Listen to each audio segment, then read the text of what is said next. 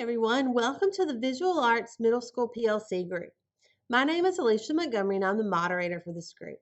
I'm so glad that you've joined this community. It was really created with you in mind.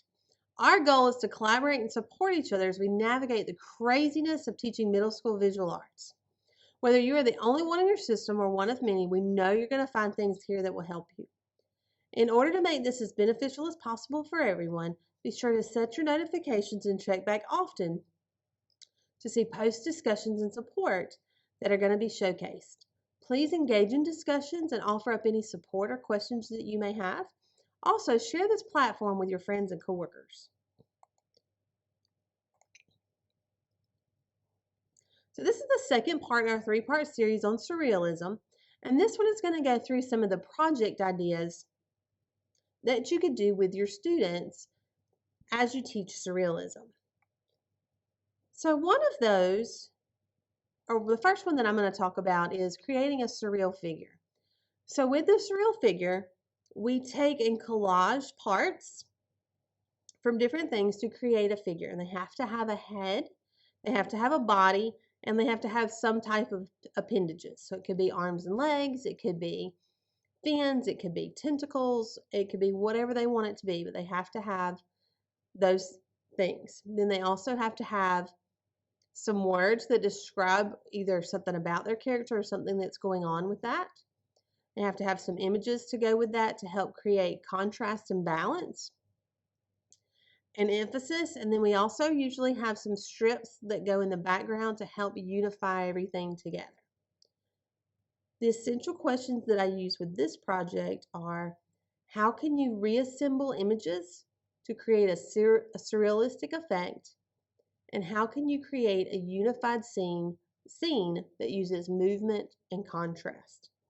And I explained to them how the strips of construction paper help create movement and they help lead your eye throughout the artwork, as well as the repeated images or the colors in the images that you may use for the extra parts. Right, the second one is a surreal cube.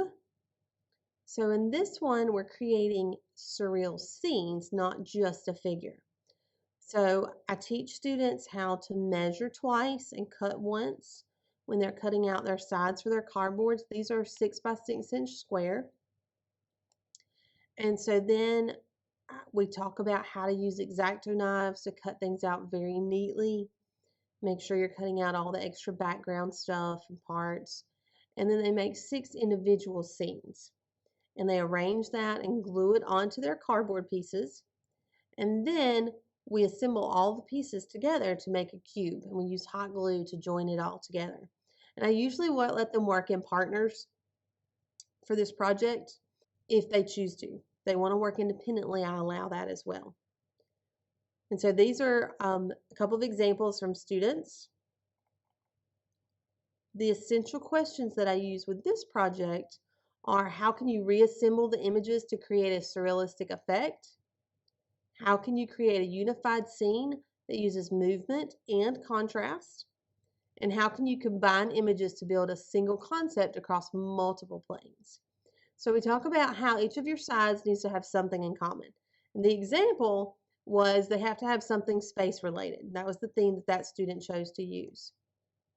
So here's an example of the cubes broken down into parts. So they chose backgrounds for each of them that had something to do with space or the earth. And so this was this is Earth, and this is one of the other planets, and this is another planet. And so they used those for the backgrounds. And then they cut out figures to put with that. And so some of them are just the figure itself being in that place is surreal, or sometimes they would make the figure in that space surreal, and they would combine the parts kind of like we did for the Surreal Figures project.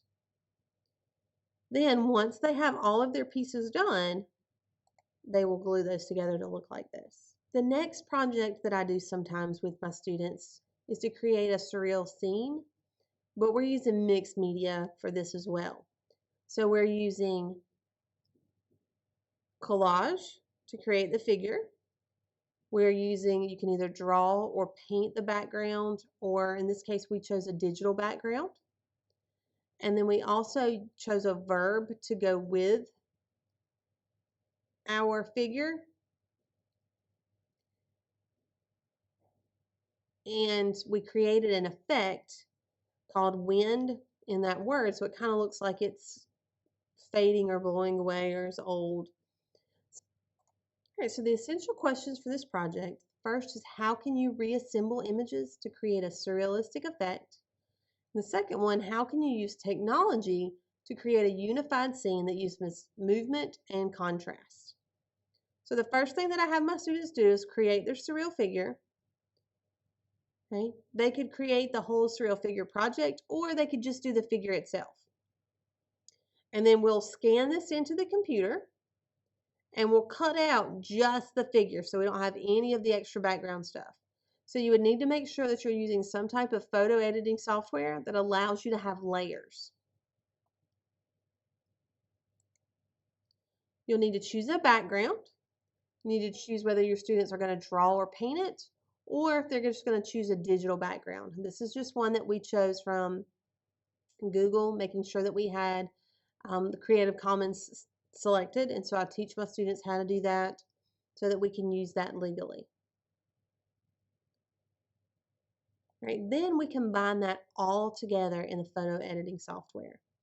So on one layer, we have our figure that we've cut out. On a second layer, we have our background. And then on a third layer, we have our word, which we apply our filters and our effects to. When you get your figure onto your background, you can resize it, you can rotate it, you can move it around and get it so that it looks like it's actually fitting in with your photograph wherever you want it to go. So this one actually looks like he's standing on this little piece of a glacier. So these are some of the ideas that I use to teach surrealism. I would love to hear some of yours. You can post that in the discussions. Thank you for joining us. Please take a few minutes to participate in the discussion question. I can't wait to hear all of your wonderful ideas and share some of my own. Be sure to subscribe also so you don't miss out on any of the updates, posts, discussions, or any of the fun.